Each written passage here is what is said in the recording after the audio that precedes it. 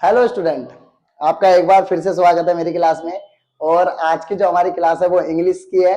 और आज हम इस इंग्लिश की क्लास में जो पढ़ने वाले हैं वो है एक पोएम। ठीक है, वो पोएम क्या है? माय मदर एट 66, जो कि पोइट कमला दास के द्वारा लिखी गई है। तो जो यहाँ पे कमला दास है, मैं आपको कमला दास के बारे में थोड़ा सा पहले ब्रीफ से छोटा सा डिस्क्रिप्शन दे देता हूँ कि देखो, कमला दास जो वो एक इंडियन पोइट है, क्लियर, और काफी सेंसिटिव पोइट है। और मोस्टली जो भी इसकी पोएम है, ठीक है, वो सारी सेंसिटिविटी से रिलेटेड है, मतलब इमोशनल पोएम है मान लो, ठीक। और हमेशा किसी न किसी के साथ क्या दिखाती है? रिलेशनशिप दिखाती है। बस वैसे ही एक छोटा सा इमोशनल रिलेशनशिप हमारी मदर एट 66 पोएम के अंदर भी दिखाया गया है। अब ये जो रिलेशन दिखाया गया है वो हमारे एक माँ और एक बेटी के रिलेशन जो होता है उसके बीच में दिखाया गया है कि किस तरीके से एक बेटी और एक माँ का इमोशनल रिलेशनशिप होता है, आपस में एक अच्छा बॉन्ड होता है उसी चीज को लेकर। तो चलो मैं इस बात करता हूं कि इस पोएम की जो शुरुआत होती है वो शुरुआत होती है एक छोटी सी ड्राइविंग से। मतलब एक मतलब जो कह सकते हो आप, कमला दास और जो उनकी मम्मी थी, ठीक है, उनकी मतलब मदर, वो दोनों साथ में अपने घर से, ठीक है, कोचिंग एयरपोर्ट तक जा रहे थे। ठीक है, कमला दास को मतलब कहीं जाना था, तो बस वहीं से वो अपने घर से कोचिंग एयरपोर्ट तक जा रही थी। उसी बीच की ये पूरी की पूरी क्या है? पोएम है। जो भी उसने फील करा कमला दास ने उसे इस पोएम के थ्रू, ठीक है, अब बताने की कोशिश करी है, शो करने की कोशिश करी है लोगों को। तो चलो स्टार्ट करते हैं। मदर एट 66, ठीक है, जल्दी से पढ़ते हैं इसके बारे में। काफी इमोशनल है, मजा आएगा पढ़ने में, और दिल से पढ़ना क्योंकि खास मम्मी को लेकर आई है। ठीक है, तो चलो स्टार्ट करते हैं जल्दी से। सबसे पहले मैं अगर बात करूं समरी, तो समरी से पहले मैं आपको बता देता हूं कि हमारे इस फॉर्म के अंदर तीन थीम है, तीन मेन थीम्स दिखाई गई हैं। तो सबसे पहले हमें थीम्स के बारे में पता होना चाहिए कि वो कौन सी तीन थीम्स हैं। तो सबसे पहली जो थीम है इसके अंदर वो है आपकी एजिंग एंड मोर्टेलिटी। एजिंग मतलब उम्र बढ़ेगी, ठीक है, कोई भी अमर नहीं है। दूसरी जो थीम रहेगी वो रहेगी मदरहुड एंड सेक्रीफाइसेस, मतलब मदरहुड मतलब मम्मी का जो है, ठीक है, वो, और जो मम्मियां हमारी सेक्रीफाइस करती हैं अपने बच्चों के लिए, उसके बारे में दिखाया जाएगा। तीसरा दिखाया जाएगा गिल्ट एंड हेल्पलेस, ठीक है, मींस गिल्ट और हेल्पलेस। यहाँ पे ना तीसरे थीम के अंदर जो पॉइंट है वो थोड़ा सा ना अपने आप को गिल्टी फील करेगी, ठीक है, और ऐसा फील करेगी कि वो हेल्पलेस है एकदम। क्यों? क्योंकि उसकी मम्मी की एज बढ़ती जाएगी, पर वो अपनी मम्मी के लिए कुछ भी नहीं कर पा रही है ना। इस चीज के लिए उसको थोड़ा सा गिल्ट होएगा। क्लियर? तो यहाँ पे टोटल तीन थीम्स हैं इस पोएम के अंदर, ठीक है, जो हमें पढ़नी है डिटेल में। तो चलो डिटेल में पढ़ते हैं इन थीम्स को जल्दी से। तो सबसे पहले अगर मैं बात करूं तो when the Kamala Das going to the coaching airport, जब कमला दास कहां जा रही थी? कोचिंग एयरपोर्ट जा रही थी अपनी मम्मी के साथ। तो see look at her carefully, तो उसने क्या करा? अपनी मम्मी को बड़ा केयरफुली देखा। क्योंकि मैं आपको बता देता हूं, जब वो कोचिंग एयरपोर्ट जा रही थी अपनी मम्मी के साथ, तो उसकी मम्मी जस्ट उसके बगल में ही बैठी थी कार के अंदर। ठीक है, जैसे कि मान लो आप कहीं जाते हो अपनी मम्मी के साथ, तो आपकी मम्मी आपके बगल में बैठ जाती है, मतलब साथ में बैठी रहती है। तो आपके अचानक से क्या होता है? आपकी नजर चली जाती है उन पे, या उनकी नजर आप पे चली जाती है। तो बस वैसे ही यहाँ पे छोटा सा सीन हुआ था कि कमला दास की नजर जब अपनी मम्मी के फेस पर गई तो देखो उसने उसको केयरफुली देखा। अब यहाँ पे केयरफुली देखा, वो भी कब? हमें बताने से पहले। अब उसने जब अपनी मम्मी को देखा तो अब उसने क्या फील करा, ठीक है, अब उसके बारे में वो हमें डिस्क्राइब करेगी। देखो, तो यहाँ पे क्या बताया उन्होंने? She looks at her mother soft and whitest face.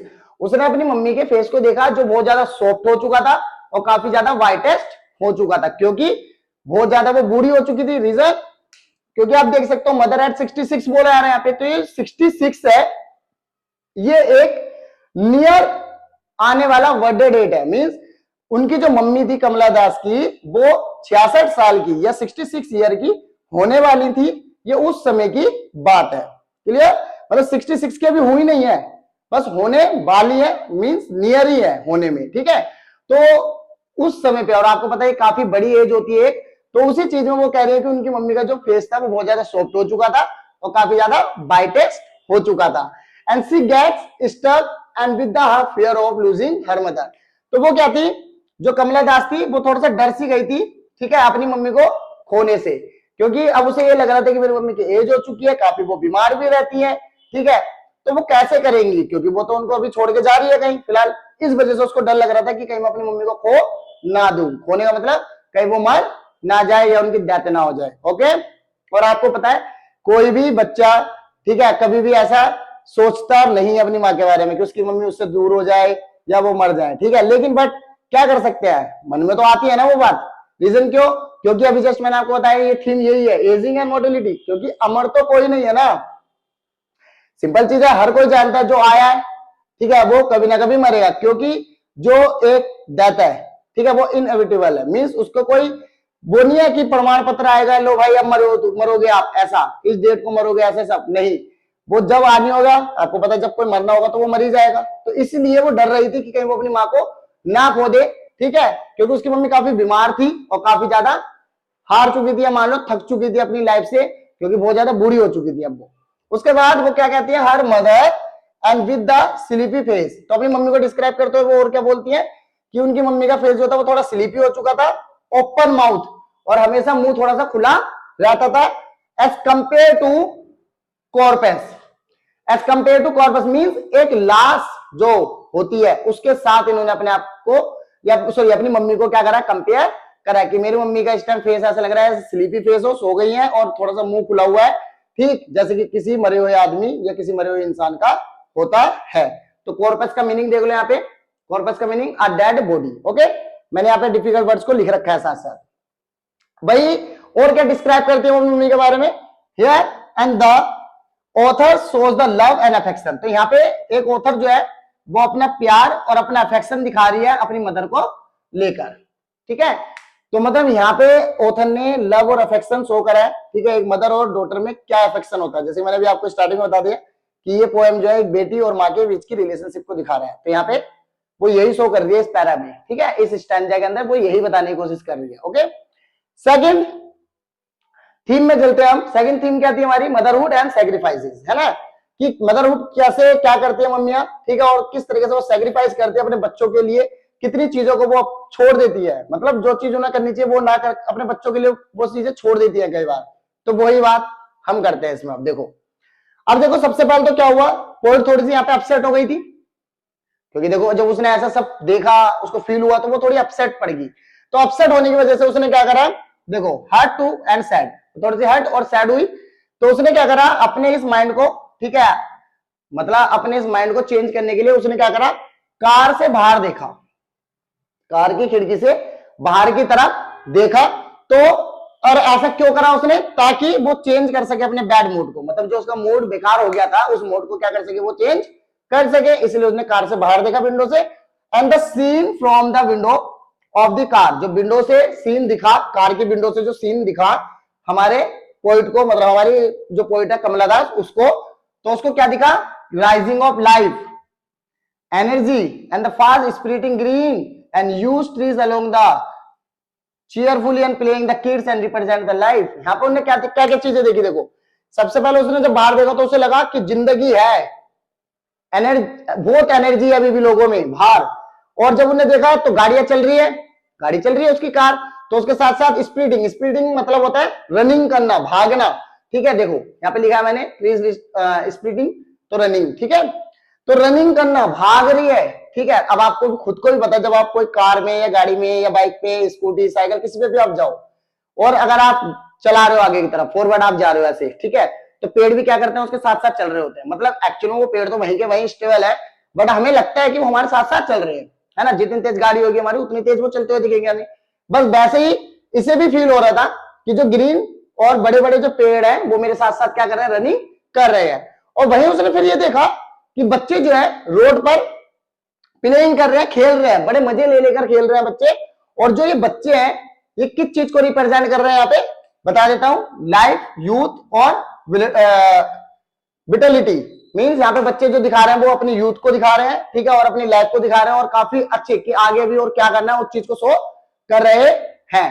तो यहाँ पे इस पूरे शब्द के लिए fully playing kids represent life and youth and vitality, इस चीज के लिए पूरा एक वर्ड यूज करा गया है पोएम के अंदर, मैरी चिल्ड्रन, ठीक है, मैरी चिल्ड्रन, ये वर्ड यूज हुआ है पोएम में।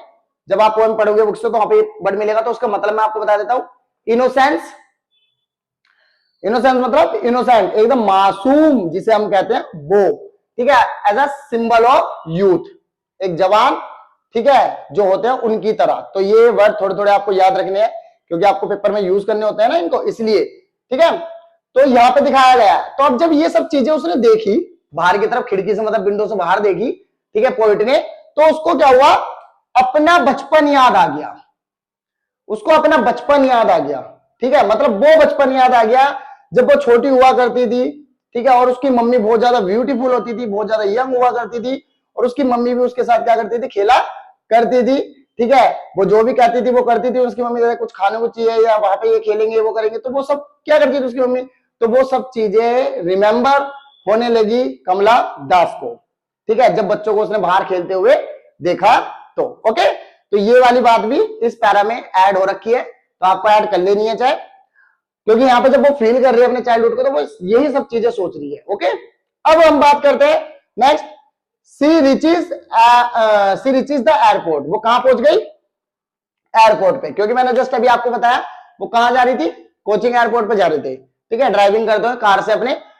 तभी ये सब बातें उसके दिमाग में आई जब अपनी माँ का उसने फेस देखा। तो अब जब वो एयरपोर्ट पे गई टू टेक हर फ्लाइट, यहाँ पे सॉरी फ्लाइट है ये, है ना, अपनी फ्लाइट को पकड़ने के लिए, ये थोड़ा वर्ड यहाँ पे गलत हो गया, यहाँ पे फ्लाइट है ये। तो जब वो फ्लाइट पकड़ने के लिए गई तो it shows the departures on parting beach makes her sad, मतलब जब वो वहां पे गई तो अब डिपार्चर्स हो रहा था, मतलब अपनी मां से बिछड़ रही थी वो, है ना, मां से बिछड़ रही थी, एक तो उस बात का दुख उसे, ठीक है, और दूसरा जो समय उसने अपनी मम्मी के साथ बिताया था अब वो समय उससे दूर जा रहा था, ये दो बातों ने उसको क्या कर दिया, बहुत ज्यादा अपसेट कर दिया, बहुत ज्यादा उसको सैड कर दिया। क्लियर, एज सी सैड गुड बाय, उसने फिर भी क्या बोला मम्मी को, गुड बाय तो बोला, लेकिन टू हर मदर, लेकिन the image of the old mother, good bye तो बोल दिया जब उसकी सिक्योरिटी चेक वगैरह हुआ, आपको पता है एयरपोर्ट में जाते हैं सिक्योरिटी चेक वगैरह होता है, ठीक है, तो उसके बाद अंदर की तरफ चले जाते हैं और बाकी जो उनके साथ आते हैं, ठीक है, जो भी उनकी फैमिली मेंबर्स आते हैं वो सारे बाहर रहते हैं, ठीक है। तो वहां पे मान लो कि सिक्योरिटी चेक होने के बाद जब कमला दास अंदर चली गई और माँ बाहर रह गई, तो वो बाहर से मतलब अंदर से क्या कर रही है, माँ को बाय कर रही थी, ठीक है, और अंदर से अपनी माँ की जब उन्हें फेस देखा फिर से दोबारा, तो उसने देखा कि उसकी मम्मी बहुत ज्यादा क्या हो रही है, अभी भी अपसेट है, ठीक, और उसको ऐसा लग रहा था कि जो उसकी मम्मी है, ठीक है, और ओल्ड मदर की जो इमेज है वो डेस्क ऑफ ईयर में क्या हो जाएगी, जो भी मतलब साल वो बिताती है मम्मी से दूर अपने, ठीक है, जाके वो सारी बातें उसके दिमाग में हर बार क्या करती रहेंगी, स्ट्राइक करती रहेंगी, मतलब आती रहेंगी बार बार आती रहेंगी वो बातें। क्लियर, ऐसा उसको फील हुआ। उसके बाद एंड हियर अगेन, फिर से स्माइल, फिर से उसने एक स्माइल जो उसकी मम्मी की स्माइल थी उसको कंपेयर करा हर मदर की स्माइल को with a late night moon के साथ, मतलब कमला दास ने अपनी मम्मी की स्माइल को हमारा जो नाइट मून होता है, मतलब रात का जो चांद होता है, उस चांद के साथ कंपेयर करा, ठीक है, अपनी मम्मी की स्माइल को, वो भी कौन से वाले चांद को, जो विंटर में निकलता है, मतलब ठंड के टाइम के जो चांद निकलता है ना, मून, उस मून के साथ कंपेयर करा उसने अपनी मम्मी की स्माइल को। And the light of the moon is an obstacle by the fog and hedge, फिर वो कहती है जैसे कि मून की जो लाइट होती है, ठीक है, जैसे वो खो जाती है, ठीक है, फॉग मतलब धुंध में, कोहरे के अंदर, ठीक, वैसे ही बस ये भी खो जाएंगी, मतलब ये सारी स्माइल जो है, क्योंकि लगातार वो बूढ़ी होती जा रही है ऐसे ही। और उनने फिर इस चीज को भी किससे कंपेयर करा, सी अपीयर्स एन ओल्डर नाउ, ठीक है, तो इस चीज को भी जो फॉग वगैरह में जो मून की लाइट है जो वो जा रही है, उस चीज को भी उसने अपनी मम्मी की ओल्डर से, मतलब अपनी ओल्ड एज के साथ क्या करा, मम्मी की कंपेयर करा। तो ये एक छोटी सी पोएम थी, है ना, और मदर और कैसे डॉटर के बीच में एक रिलेशन होता है उसके बारे में बताया। और ये सब होने के बाद फिर उसने दोबारा से क्या करा, मम्मी को अपने बाय बाय बोला, ठीक है, बाय बाय अम्मा, ठीक है, और फिर उनने एक सेंटेंस बोला कि स्माइल करते हुए सी यू सून अम्मा, कि मैं आपको दोबारा मिलूंगी, ठीक है, या दोबारा मिलते हैं।